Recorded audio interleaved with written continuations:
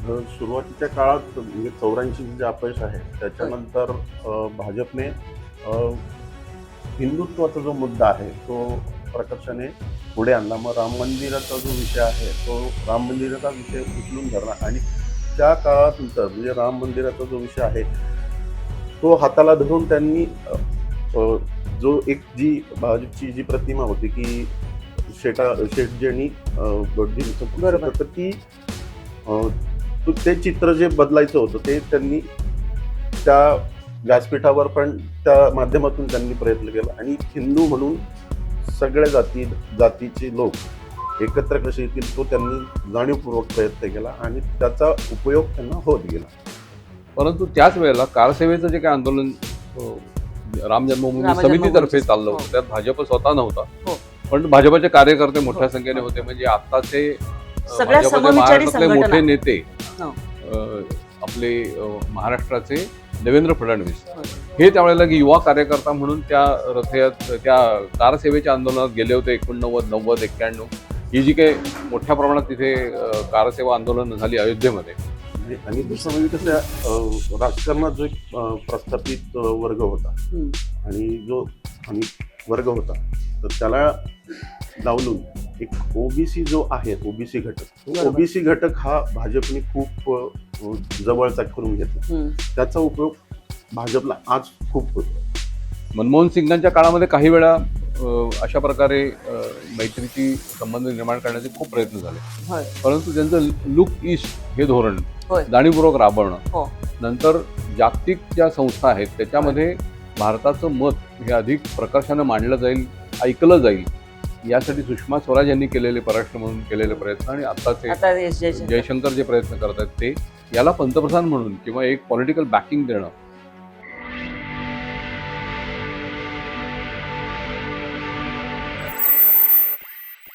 नमस्कार. सत्ताकारणच्या आजच्या या भागात आपल्या सगळ्यांचं मनःपूर्वक स्वागत. आम्ही आज आपल्याशी चर्चा करतो आहोत आमच्या पुण्याच्या नवभारत, नवराष्ट्र आणि आमच्या मल्टीमीडियाच्या न्यूजरूममधून. आणि माझ्याबरोबर माझे नेहमीचे सहकारी अनिकेत जोशी आहेत आणि त्यांच्याबरोबर महेंद्र बडदे हे सुद्धा माझे राजकीय क्षेत्राच्या बातम्या कव्हर करणारे सहकारी आहेत, जे ग्राउंड झिरोमधनं अनेक वेळा त्यांची जी बातम्या आहेत त्या तुम्ही वृत्तपत्रातून आमच्या वाचल्या असतील, नवराष्ट्रामधून.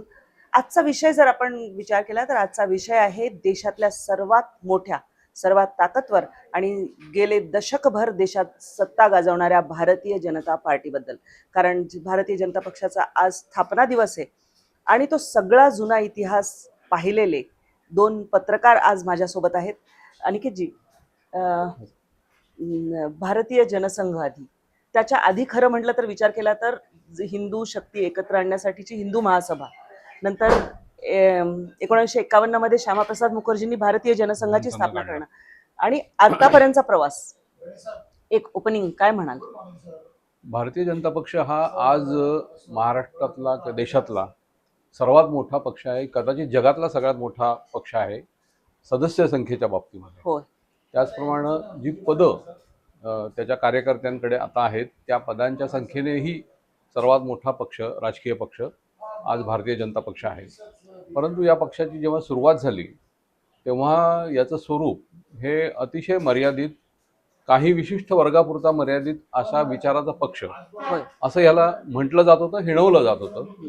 कालांतराने भारतीय जनता पक्षाच्या कार्यकर्त्यांनी किंवा सुरुवातीचे जे त्याचे संस्थापक काम करणारे जे लोक होते त्या सर्वांनी अतिशय मेहनतीने पक्ष वाढवला, पक्षाचं नेतृत्व विशाल केलं, वेगवेगळ्या वर्गातील समाज घटकातील लोक या पक्षात यावेत यासाठी प्रयत्न केले आणि जसं कालानुरूप म्हणतो आपण तसा बदल विचारात केला आणि धोरणामध्ये केला.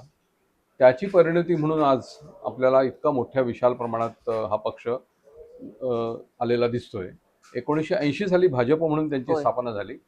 त्यानंतर पहिली जी निवडणूक झाली होती 1984, त्यात इंदिराजींची हत्या झाल्यानंतर ती निवडणूक झाली आणि त्याच्यामुळे या पक्षाचे फक्त दोन खासदार निवडून झाले. राजीव गांधींची प्रचंड सत्ता स्थापन झाली.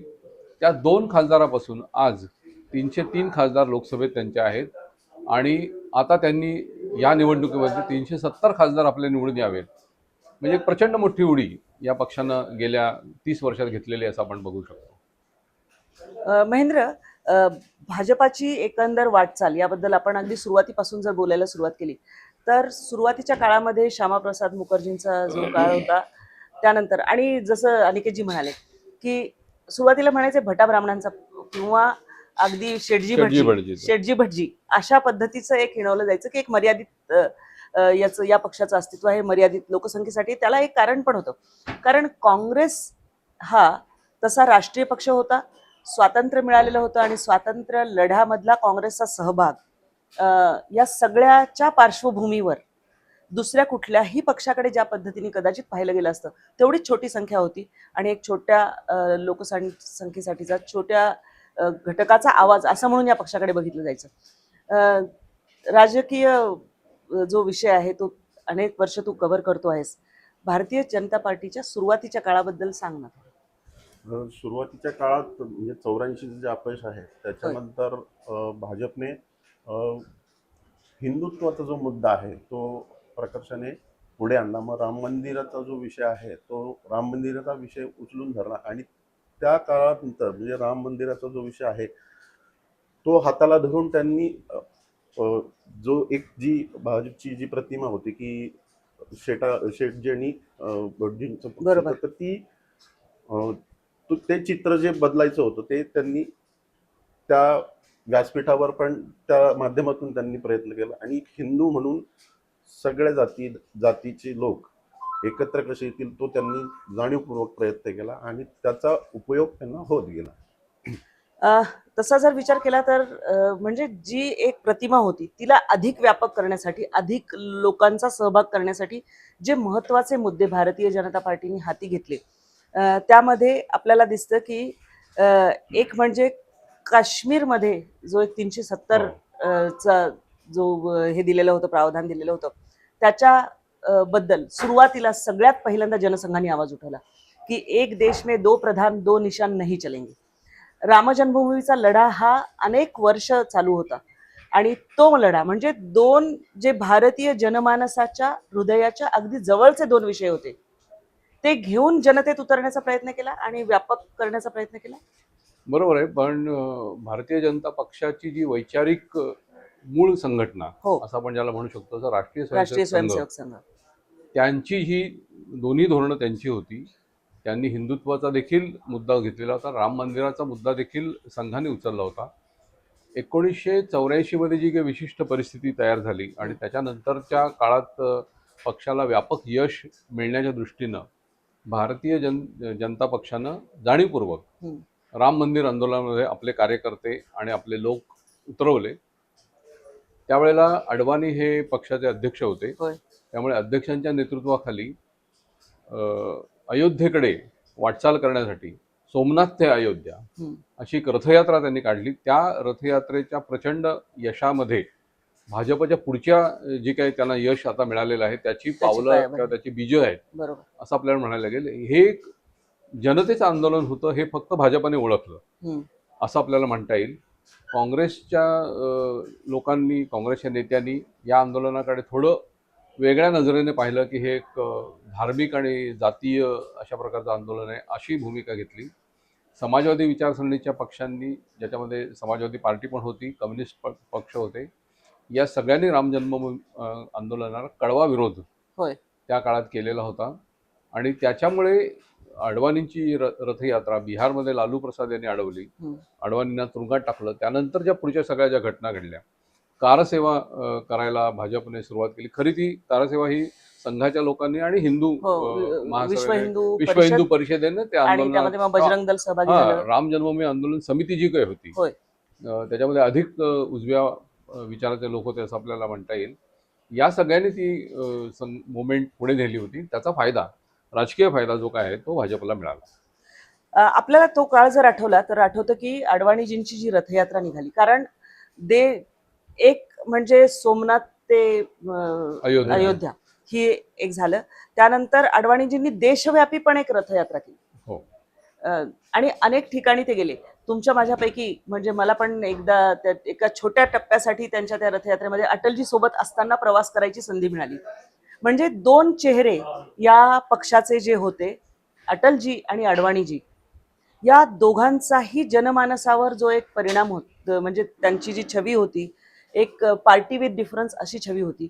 तर पहिले ह्या दोन नेत्यांपासून जर आपण सुरू केलं तर त्यामध्ये त्यांच्याच पिढीच्या विजयाराजे होत्या, सिंधिया होत्या, किंवा ही सगळी जी एक मोठी मंडळी होती ज्याच्यामध्ये मग त्यांच्याच तालमी तयार झालेले मग जसवंत सिंगांसारखे वगैरे इतर नेते होते, राजनाथ सिंग होते, आणि पुढची फळी प्रमोद महाजन, गोपीनाथ मुंडे वगैरे अशी, सुषमाजी होत्या, मुरली मनोहर जोशी होते.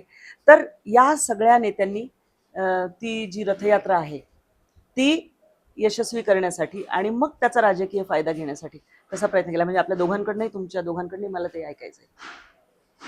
नाही, रथयात्रा पहिली अडवाणींनी काढली, त्याच्यानंतर जेव्हा मुरली मनोहर जोशी अडवाणीच्या नंतर अध्यक्ष मुरली झाले, मनोहर जोशी तेव्हा अध्यक्ष. त्यांच्या नेतृत्वाखाली दुसरी रथयात्रा निघाली. त्याला मर्यादित यश मिळालं असं आपल्याला म्हणता येईल.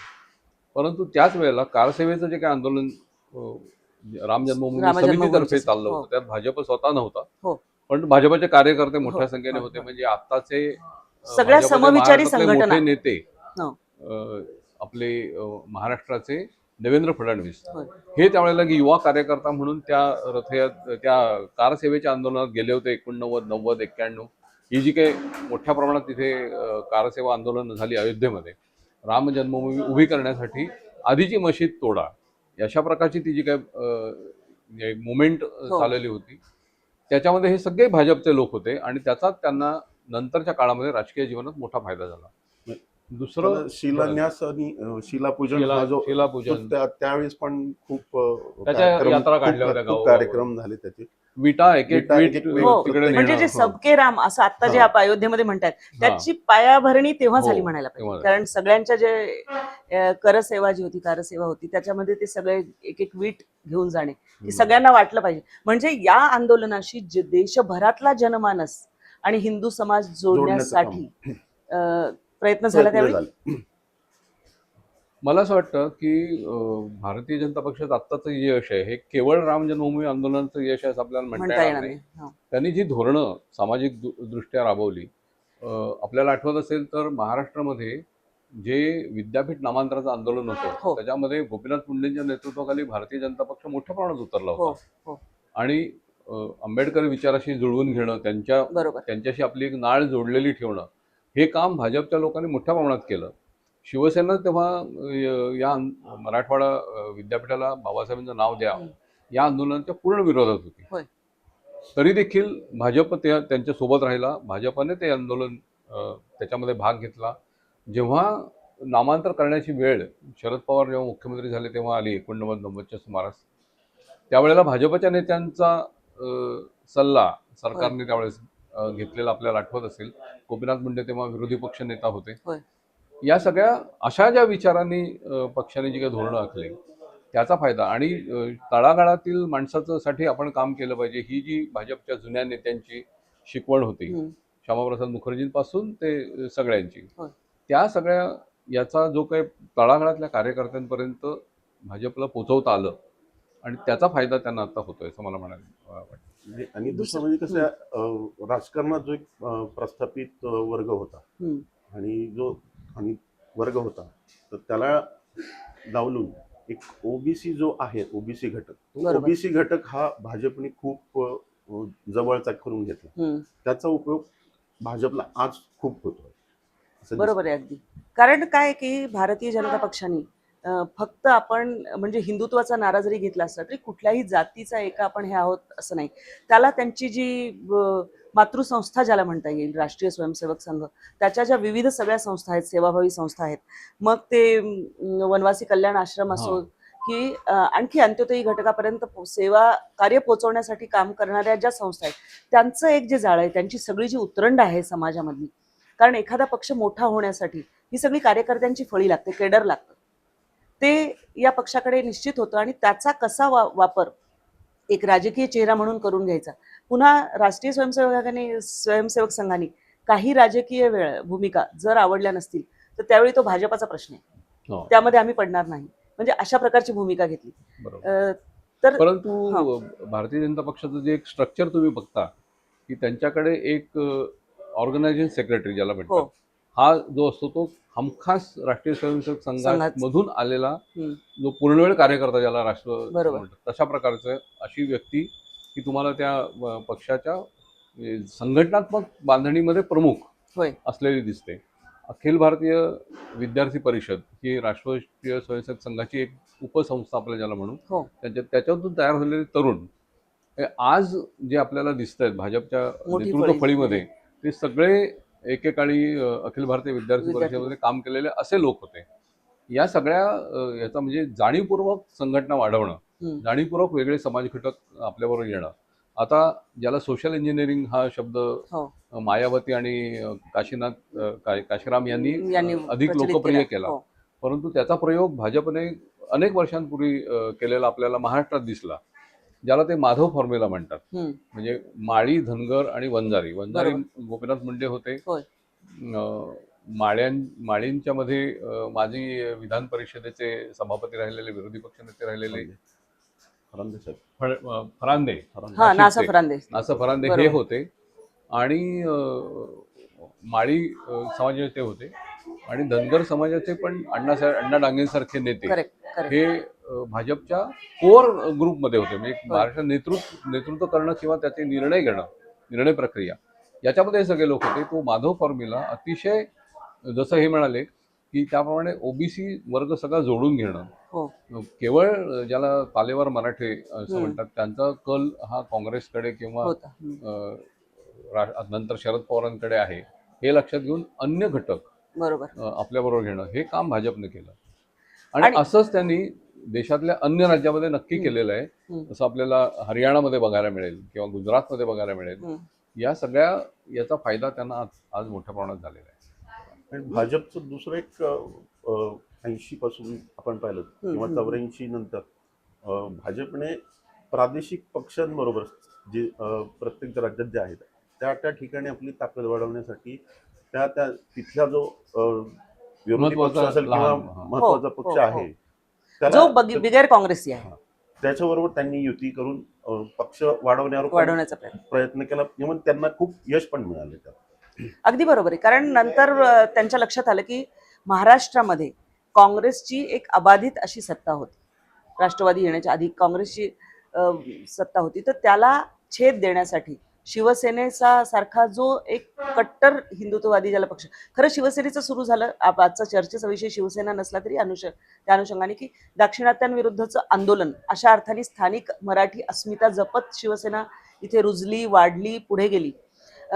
जर आपण प्रबोधनकार ठाकरेंचा विचार केला तर संयुक्त महाराष्ट्राच्या चळवळीमध्ये त्यांचं योगदान जे होतं ते मोठं होतं. म्हणजे एक असा पक्ष जो महाराष्ट्रामध्ये येत होता त्याच्याबरोबर युती करून भारतीय जनता पार्टीने स्वतःची राष्ट्रीय छवी बाजूला ठेवत अनेक वेळा मातोश्रीवरती बाळासाहेब असेपर्यंत ज्या पद्धतीने त्यांना सातत्याने सोबत ठेवलं, सातत्याने त्यांच्या एक जी प्रतिमा होती त्याला जपत सोबत ठेवलं. असं त्यांनी बऱ्याच पक्षांबरोबर, स्थानिक प्रादेशिक पक्षांबरोबर केलं की जे कट्टर काँग्रेसवादी नव्हते, काँग्रेसी नव्हते. आणि त्याचा त्यांना देशभर फायदा झाला, रुजायला, वाढायला. नक्की झाला. म्हणजे आता आपण महाराष्ट्राच्या बाबतीत बोलतोय, अधिक बोलू शकतो आपण. होय. तर तुम्ही एक तुम्हाला आठवत असेल की प्रमोद महाजन यांची या सगळ्यात मोठी भूमिका होती. प्रमोद महाजनांनी एकदा सांगितलं होतं की देशातलं जे भाजपचं नेतृत्व आहे ते शिवसेनेसारख्या ज्याला म्हणू की वेगळ्या म्हणजे मराठी व्यतिरिक्तच्या लोकांना पटणार नाही, आवडणार नाही अशा प्रकारची भूमिका घेणाऱ्या पक्षाबरोबर आपण जाऊ नये असं भाजपच्या राष्ट्रीय नेतृत्वाचं मत होतं. परंतु महाराष्ट्रामध्ये जर आपल्याला वाढायचं असेल तर शिवसेनेला सोबत घेऊन आपल्याकडे एक वेगळा वर्ग आहे, त्यांच्याकडे वेगळा वर्ग आहे, कॉम्बिनेशन जे होईल, हिंदुत्वाच्या मुद्द्यावरती ही युती होईल, हे चांगलं होईल असं प्रमोद महाजन पटवू शकले. आणि त्यांना शिवसेनेला बरोबर घेतल्यामुळे सत्तेची संधी ही पहिल्यांदा भाजपला महाराष्ट्रात दिसली. बरोबर. त्याचा त्यांनी फायदा घेतला. त्याच वेळेला म्हणजे पहिला आपला पक्ष 100% भाजप हे त्यांचं धोरण हे आजचं नव्हतं. हे अगदी तुम्ही 2000 मधल्या जरी त्यांच्या स्लोगन्स पाहिल्या तर प्रथम पक्ष, राष्ट्र पक्ष आणि नंतर मग व्यक्ती सगळ्यात शेवटी, हे ते धोरण नितीन गडकरींच्या मागे लिहिलेलं असायचं. ते जेव्हा महाराष्ट्राचे अध्यक्ष होते तेव्हा. त्याचवेळी 100% भाजप ही घोषणा ही त्यांची 2000 सालापासूनची होती.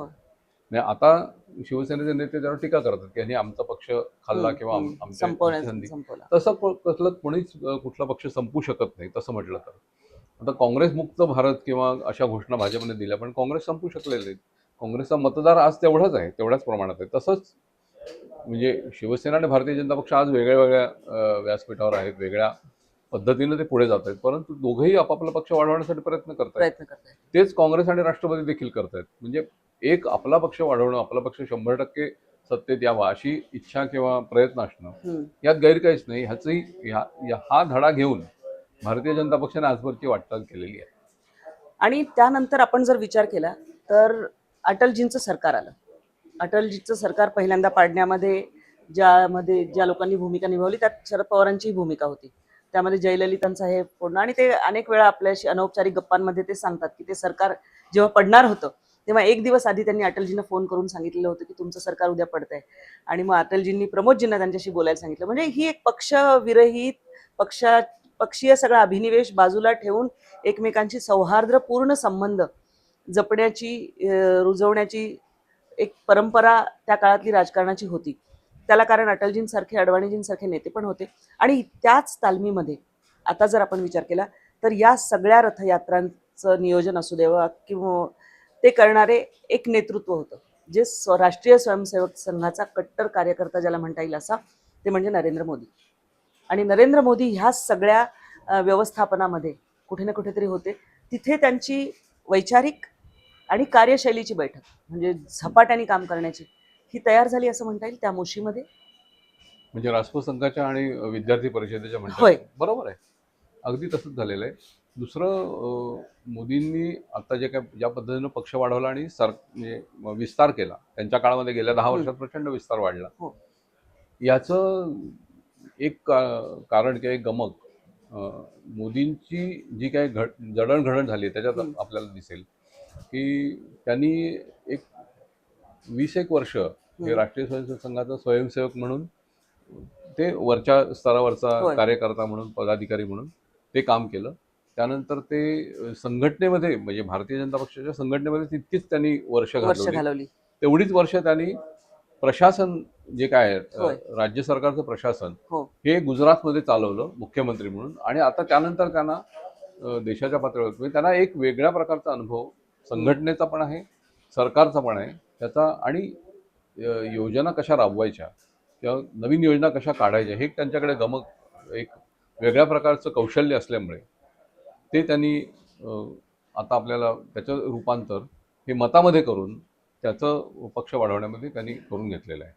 पण महेंद्र, पार्टी विथ डिफरन्स असा जो होता इमेज, ती बदलते का, किंवा तुला आधी काहीतरी सांगायचं होतं त्याआधी?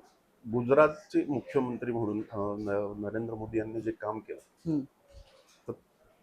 त्यांची प्रतिमा तिथनंच अधिक उजळ करण्याचा प्रयत्न भाजपकडून करण्यात आला. म्हणजे तो एक पुढचा पंतप्रधान म्हणून एक पक्षाचा देश पातळीवर एक चेहरा, एक नेतृत्वाचा चेहरा म्हणून नरेंद्र मोदींना प्रमोट केलं. आणि स्वाभाविक आहे, त्यांच्यात त्या कौशल्य ती आहेत त्यांच्याकडे, त्याचा फायदा खूप होत गेला. आणि 2014ला सोशल मीडिया हा आपला तसा नवीन होतं, सुरू झाला, बरोबर, वापर आपल्याकडे वाढला होता. आणि त्याचा पुरेपूर उपयोग भाजपने सत्ता मिळवण्यासाठी व्यवस्थितपणे केला. अगदी बरोबर आहे. कारण तो जर हे बघितला, म्हणजे नरेंद्र मोदी सांगतात, त्यांचं बद्दल काही पुस्तकांमध्ये उल्लेख पण आहे की 2000मध्ये त्यांना पहिल्यांदा अटलजींचा फोन आला आणि कहाँ हो, तर त्यांनी कुठल्या तरी एका कार्यकर्त्याच्या घरी एक निधनाचं झालेलं होतं, तिथे ते अंत्यसंस्कारासाठी गेलेले होते. त्यांनी सांगितलं आणि त्यांना सांगण्यात आलं की जाओ गुजरात संभालो. आणि नरेंद्र मोदींच्या हाती गुजरात देण्यासाठी, टिकवण्यासाठी सुद्धा बाळासाहेब ठाकरेंचा पण एक मोठा त्यामध्ये हे होता की नरेंद्र को वहाँ पे हो. मला म्हणजे माझं थोडं वेगळं मत आहे त्याच्या बाबतीमध्ये. भारतीय जनता पक्ष हा असं काय बाहेरच्या कोणी नेत्यांनी काय सांगितलं म्हणून काम करेल अशा प्रकारचा, पण शिवसेना ते खूप अभिमानाने सांगते की एक प्रचाराचा मुद्दा त्यांनी तो केलेला आहे की बाळासाहेब म्हणाले, अनेक लोकांनी त्यावेळेस म्हटलं होतं की म्हणजे मोदी नसतील तर. आणि वाजपेयींचं जे वाक्य होतं की राजधर्म पाळा, हे वाक्य हे मोदीने राजीनामा द्यायसाठी नसेल कदाचित, त्याचा नाही, त्याचा मागच्या मागचे पुढचे संदर्भ नाही कोणी. तपासत नाही कोणी. अगदी आणि बरोबर. एक ठाकरेंची प्रतिमा वाढवण किंवा शिवसेनेने भांडवल केलं हो की मोदींना आम्ही वाचवलं, मोदींना हो, हो, तसं हो. खरं म्हणजे जणू झालेलं काही ते असण्याचं काय कारण नाही. भाजपची एकूण सगळी कामाची पद्धत बरोबर. पाहतात. बघा, आपल्याला आठवत असेल की वाजपेयी हे सर्व पक्षात मिसळलेले नेते आहेत आणि वाजपेयी हे वेगळ्या प्रकारचं व्यक्तित्व आहे आणि अडवाणी हे कडक आणि अधिक न मिसळणारे किंवा अन्य पक्षात लोकप्रिय नसलेले असे नेते आहेत, अशी आपली धारणा असते. मला एक आठवतं की तुम्हाला पण आठवत असेल, शिवाजी पार्कवरती जेव्हा भारतीय जनता पक्षाचं इकडे एक मोठं मुंबईत अधिवेशन झालं होतं, त्यानंतर त्यांना सत्तेची संधी आहे बरोबर. अशी सगळी भाषा चाललेली होती. होय. त्यावेळेला शिवाजी पार्कला त्यांची मेळाव्यानंतरची सभा झाली. या सभेमध्ये वाजपेयी आणि अडवाणी, आता वाजपेयींचं नेतृत्व अडवाणींनी सुचवलं की पंतप्रधान पदाचा चेहरा म्हणून हे असले पाहिजेत, बरोबर, वाजपेयी असले पाहिजे आणि ते त्यांनी मान्य केलं. तेव्हा वाजपेयींनी भाषण केलं होतं बरोबर, की आप समजते हो कि अडवाणी कडक है, वाजपेयी बहुत नरम है, ऐसा नहीं है, हम दोनों एक ही है. बरोबर. म्हणजे आमची वैचारिक जी जडणघडण आहे किंवा आमची जी काही धारणा आहे ती कायम तीच आहे, बरोबर, याचे भान असलेले असे ते नेते होते. तसंच मोदींच्या बाबतीतही आहे आपल्याला दिसेल, म्हणता येईल. बरोबर.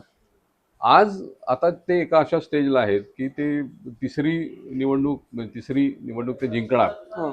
पुन्हा एकदा लोकसभेमध्ये त्यांचं बहुमत येणार असं स्पष्ट दिसतंय. विरोधी पक्षाचे नेते देखील वेगवेगळ्या पद्धतीने ते सुचवतात. बरोबर. कालचं आपण संजय राऊत यांचं एका दूरदर्शन खाजगी वृत्तवाहिनीवरती एक मुलाखत पाहिली असेल.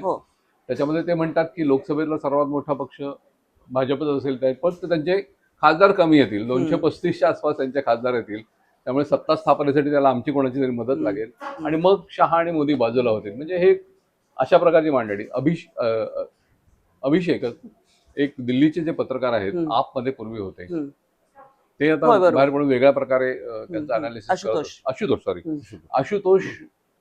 आशुतोष यांनी पण एक टीव्ही चॅनलमध्ये सांगितलेलं होतं की चर्चेमध्ये अशात की भारतीय जनता पक्षाला सर्वात मोठा पक्ष लोकसभेत होण्यापासून कोणीच रोखू शकत नाही.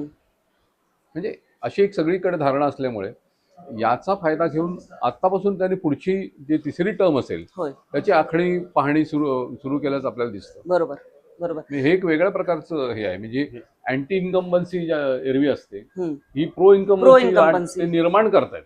बरोबर. त्यांच्या बोलण्यातून किंवा त्यांच्या एकूण वागणुकीतून. एक पण भाजपचा जो थिंक टँक आहे तो खूप पुढचा विचार करतो. 2014ला जरी भाजपची सत्ता आली असेल, पण त्याची तयारी खूप आधीपासून केली गेली. म्हणजे त्या प्रकारचं कामाचं नियोजन करण्यात आलं आणि आपण पाहिलं असेल तर संघटनात्मक बांधणीवर खूप प्रयत्न तेव्हापासून सुरू झालेले आहेत. बरोबर. आणि आता अलीकडे त्यामुळेच जगातला सर्वात मोठा सदस्य संख्या असलेला पक्ष भाजप ठरला. संघटनात्मक बांधणीवर त्यांनी खूप मेहनत घेतलेली आहे. आणि नेत्यांची जी फळी आपण बघितलं की विजयराजे सिंधिया होत्या किंवा ते पहिल्या फळीचे नेते झाले, त्यानंतर दुसरी जी फळी होती त्याच्यामध्ये अरुण जेटली असतील, सुषमा स्वराज असतील किंवा मनोहर पर्रिकर असतील, असंख्य नेते असतील ज्यांची नावं आपल्याला घेता येतील की जी दुसऱ्या फळी, प्रमोद महाजन, नितीन गडकरी, गोपीनाथजी मुंडे, आणि ही सगळी जी नेते मंडळी होती ते त्यांच्या भाषणांच्या शैलीने, त्यांच्या अभ्यासू जी त्यांची भाषणं असायची त्याबद्दल आणि जनमानसामध्ये जाऊन लोकनेता म्हणून, म्हणजे अशी जी एक प्रतिमा असते ती या सगळ्या नेत्यांची झाली. आणि आजच्या घडीला आपण जेव्हा पुन्हा बघतो आहोत तर तशीच एक नेतृत्वाची फळी तयार करण्याचा प्रयत्न भारतीय जनता पक्षाकडनं होतोय. आणि त्यामुळे मग हेमंत बिस्वा शर्मा असू द्यात किंवा मग शिवराज सिंग चौहान, इकडे राज्यात जर बघितलं, राज्यामध्ये जर बघितलं तर आपण देवेंद्र फडणवीसांबरोबर आणखी काही नवीन नेते घेणे, नवीन चेहरे तयार करणे, अशी फळी म्हणजे देशभरावर, देश पातळीवर जर आपण, आणि आता दक्षिण हा म्हणजे भाजपासाठी नेहमी एक असा विषय असलेला आहे की दक्षिणेमध्ये ते कधी रुजले नाहीत त्या प्रमाणामध्ये, कर्नाटकचा अपवाद वगळता, पण तिथे अन्नमलाई सारखं नेतृत्व आणून किंवा नवीन संसद झाल्यानंतर म्हणजे सिम्बॉलिक असतं हे की दक्षिणेच्या राज्यांना आपल्याकडे जोडून घेण्यासाठी चा जो एक प्रयत्न चालू आहे, तो प्रयत्न तुम्हाला वाटतं की दक्षिणेमध्ये हळूहळू परिस्थिती बदलेल आणि याचं कदाचित फळ पुढच्या इलेक्शन पासून दिसायला लागेल, यावेळी थोडक्या प्रमाणात. बरोबर आहे. त्यांनी तमिळ मुद्दे किंवा तमिळ अस्मितेला होय, चुचकारणारे असे मुद्दे मोठ्या प्रमाणात घेतले. आता एक कचाथीऊ बेटाचा मुद्दा कचाटू बेटा. हा त्यांनी भाजपने काढला. म्हणजे तो खरं पूर्वीपासून चर्चेत होता. हो, म्हणजे करुणानिधींचे पुत्र आता जे स्टॅलिन मुख्यमंत्री आहेत, स्टॅलिन. त्यांनी 21 वेळा केंद्र सरकारला याविषयी बरोबर. पत्र लिहिली हे केलं. पण आता त्यांनी बरोबर नेमक्या वेळेला तो काढून काँग्रेस आणि डीएमकेने कसं मिळून होय, हे बेट श्रीलंकेत दिलं असं मांडणं तिथल्या मच्छीमारांचा साठी तो खूप मोठा विषय आहे. त्याचप्रमाणे तुम्ही म्हटलं तसं ते राजदंड किंवा धर्मदंड हो, जो आहे हो. तो संसदेत नेणं हे सगळं तमिळ त्यांच्या भाषणामध्ये तुम्ही बघितलं तर तमिळ जुन्या संत कवींची वचनं मोदींच्या भाषणात नेहमी आढळतील. आढळते. हे जाणीवपूर्वक हो, त्यांना सोबत ठेवणं गुंजारणं हे त्यांचे प्रयत्न सुरू आहेत. असं आता जे रिपोर्ट्स येत आहेत त्याच्यावरून आपल्याला असं दिसतं की तामिळनाडूमध्ये त्यांना प्रथमच 14 साली त्यांना एक खासदार तिथे मिळालेला मिळालेला आहे. होय, 19ला एकही नव्हता. बरोबर. आता कदाचित 2 किंवा 3 जागी त्यांचे लोक निवडून येतील अशी शक्यता व्यक्त केली जाते. केरळमध्ये असं सांगितलं जातं की तुम्हाला धक्कादायक निकाल येतील, एखाद 2 जागा त्यांना तिकडे येऊ केरळमध्ये. शकते. कर्नाटकमध्ये ते मोठ्या प्रमाणात आताही आहेतच. होय. ओरिसामध्ये त्यांनी बिजू जनता दलाच्या बरोबर घेऊन तिथे आता त्यांचे 10-12 खासदार येऊ शकतील असं वातावरण आहे. म्हणजे मोठ्या प्रमाणात दक्षिणेकडनं आपला पक्ष तिथे पोहोचला पाहिजे ह्याची काळजी हा पक्ष घेतोय आणि त्यांना अधिक व्यापक प्रमाणामध्ये आता देशात पसरायचं आहे. बरोबर. एक पूर्वांचलाची पण सगळी जर राज्य बघितली आपण तर तिथे ज्या पद्धतीने राष्ट्रीय स्वयंसेवक संघाने काही वर्ष सातत्याने काम केलं. मला आठवतं की अरुण शौरींना एक विशेष त्याचे हे देऊन चार्ज देऊन नॉर्थ ईस्टच्या सगळ्या पूर्वांचलातल्या राज्यांचा देऊन तिथे पहिल्यांदा एका राष्ट्रीय पक्षाने सरकारने त्या क्षेत्रावरती आपलं लक्ष केंद्रित केलं होतं. त्याचे परिणाम मग आता दिसायला लागले. कारण जवळपास एखाद्या ठिकाणी 15 ते 20 वर्ष सातत्याने काम करणं सत्ता नसताना सुद्धा ही ताकद जी आहे ती कदाचित याच पक्षाकडे नक्की आहे. आणि जाणीवपूर्वक प्रयत्न जसं हे म्हणाले तसं पुढच्या योजना म्हणजे कदाचित आता ते 29च्या निवडणुकीचं आपलं काय धोरण असेल किंवा काय पाऊल असेल याचं अमित शहाचं मांडणी ऑलरेडी सुरू झाली असेल. मोदीजी तर 2047 पर्यंत बोलतात. जेव्हा मागच्या वेळेला गुजरात निवडणुकीचा विषय आला होता तेव्हा अमित शहाचं एक भाषण तिथे गाजलं होतं. त्यांनी आमदारांच्या समोर आणि तिथल्या कार्यकर्त्यांसमोर ते बोलत होते. तर ते त्यांना लोक सांगत होते त्यांचे की आम आदमी पार्टी काही इतका मोठा विषय नाही, त्यांना काय फार इथे स्थान मिळणार नाही. ते म्हणले तुम्ही हा चुकीचा विचार करताय. मी ह्याच्या पुढच्या निवडणुकीचा 24च्या आणि 29च्या निवडणुकीचा विचार करून तुम्हाला सांगतोय की आत्ताच तुम्ही आम आदमी पार्टीचं इथलं जे काही गुजरातमध्ये वाढतं जे काय स्थान असेल किंवा काय असेल ते कमी करण्यासाठी तुम्ही आत्ता प्रयत्न करा. म्हणजे हे जे काय ना जसं पुढचं नियोजन हे पुढचं नियोजन घेऊन आता ते कदाचित पुढल्या शतकात देखील पोहोचले असतील. बरोबर. म्हणजे कोर्स करेक्शन ज्याला वेळोवेळी वाऱ्याची दिशा बघून कोर्स करेक्शन करणं हा जो मुद्दा आहे हा भारतीय जनता पार्टी इतका सखोलपणे विचार करून त्यावर कोणी कदाचित काम करत नाही. आणि ही कार्यकर्त्यांची फळी आहे ज्या त्यांच्या मातृसंस्थेच्या वेगवेगळ्या संस्थांचे त्यांचे जे कार्यकर्ते आहेत त्यांची एक उतरंड आहेच आहे.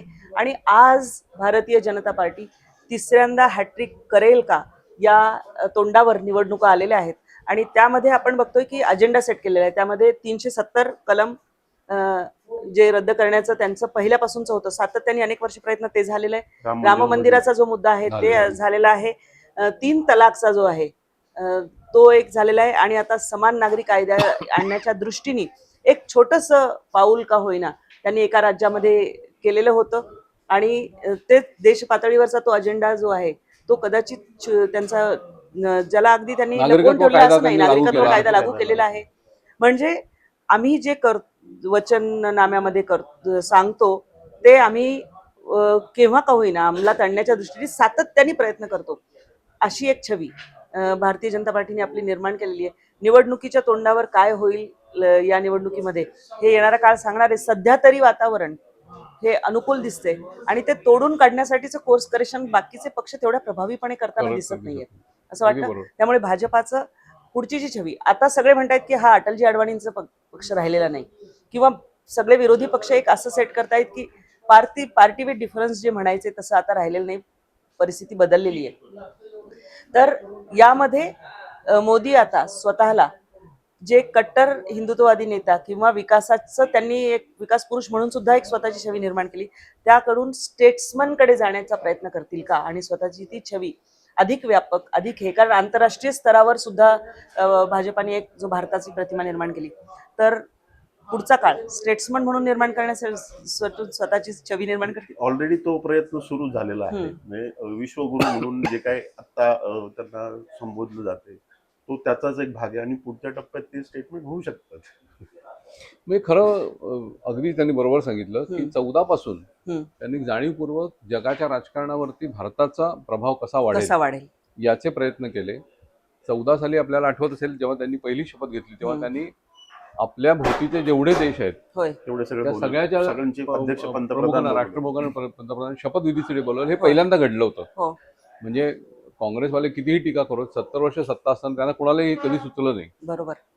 मनमोहन सिंगांच्या काळामध्ये काही वेळा अशा प्रकारे मैत्रीची संबंध निर्माण करण्याचे खूप प्रयत्न झाले, परंतु त्यांचं लुक ईस्ट हे धोरण जाणीवपूर्वक राबवणं, नंतर जागतिक ज्या संस्था आहेत त्याच्यामध्ये भारताचं मत हे अधिक प्रकर्षानं मांडलं जाईल, ऐकलं जाईल, यासाठी सुषमा स्वराज यांनी केलेले, परराष्ट्र म्हणून केलेले प्रयत्न आणि आत्ताचे जयशंकर जे प्रयत्न करत आहेत ते याला पंतप्रधान म्हणून किंवा एक पॉलिटिकल बॅकिंग देणं. आणि आज आता G20 2014 नंतर पंतप्रधान झाल्यानंतर त्यांचे परदेश दौरे खूप झाले आणि त्यावेळेस विरोधकांनी ते जाणीवपूर्वकच केले. आणि G20 G20 ज्या पद्धतीने त्यांनी त्याचा फायदा करून घेतला, म्हणजे देशातल्या प्रत्येक राज्यामध्ये G20 सगळे राजदूत आणि लोक येतील, प्रतिनिधी येतील, इथली परिस्थिती पाहतील आणि भारताचं प्रतिमा, भारताचं पर्यटन किंवा भारताचं एक परदेशी निर्यातीचं हे वाढेल या पद्धतीने त्यांनी आखलं गेलं. हे एक फार विशाल अशा प्रकारची दृष्टी असलेलं नेतृत्व आहे आणि त्यांना नक्कीच जागतिक स्तरावरती आता खूप मोठा मान आहे, आजही आहे. म्हणजे आपण आता जी चर्चा करतो आहोत ते गेले अनेक वर्ष सातत्याने, म्हणजे 1980 पासून प्रामुख्याने जे सत्तेच्या दिशेने वाटचाल एक असेल आणि जे अजेंडामध्ये सांगितलेलं होतं, जे वचननाम्यामध्ये, जाहीरनाम्यामध्ये सांगितलं होतं, त्यातले एक एक गोष्टीची परिपूर्ती करत हा पक्ष पुढे गेलेला आहे. आता परिस्थिती अशी आहे की सगळे पक्ष एकत्रित होऊन इंडिया आघाडीचा जो प्रयत्न आहे तो की भाजपाला हरवणे हे एकमात्र लक्ष ठेवून निवडणुका लढतायत. भाजपाला कमी कसं करायचं, त्यांची संख्या कमी कशी करायची यासाठीचे प्रयत्न सुरू झालेले. जी एकेकाळी काँग्रेसची स्थिती होती ती जागा पूर्णतः भाजपाने व्यापलेली आहे. पण भाजपामध्ये जे कोर्स करेक्शन करून पुढे जाण्याचं कौशल्य आहे ते या पक्षांमध्ये कितपत आहे, त्यांच्याकडे तेवढं प्रभावी नेतृत्व आहे का, हे सगळे प्रश्न आहेत. आणि आज एक मोठा समारोह किंवा जनचळवळ पुन्हा अधिक वाढवण्यासाठी आणि मतदारांना या निवडणुकीमध्ये मतदान बूथ पर्यंत पोहोचवण्यासाठीचे प्रयत्न हे आजच्या दिवसापासून येत्या निवडणुकीसाठी प्रचंड मोठ्या प्रमाणावर होत आहेत. त्याचे आपल्याला परिणाम काय आहे ते 4 जूनला स्पष्ट होणार आहे की ते कितपर्यंत पोहोचले. तुम्हाला काही फायनल सांगायचं असेल यामध्ये तर ते तुम्ही निश्चित सांगू शकता. नाही, 4 जूनची आपण सगळे प्रतीक्षा करतोच आहोत.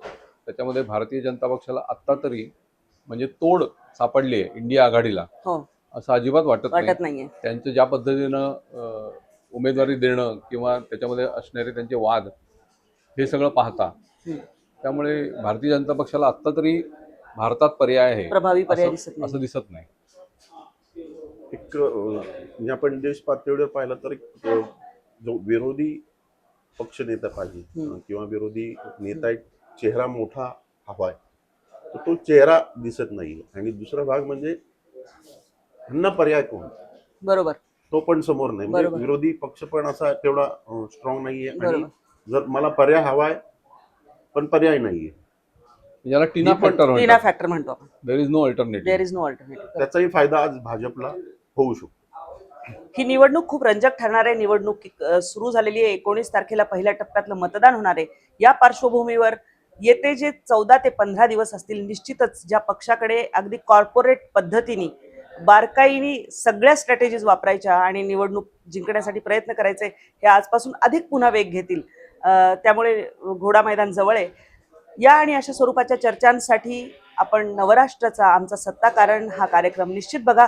माझ्यासोबत माझे नवराष्ट्रच्या संपादकीय विभागातले विविध जे आमचे सहकारी आहेत ते नेहमी या ठिकाणी या चर्चेत सहभागी होतात. आज अनिकेतजी आणि महेंद्र आहे. दोघांचेही मनःपूर्वक आभार. आमच्या चॅनलला सबस्क्राईब करा आणि तुमच्या कमेंट जरूर कळवा.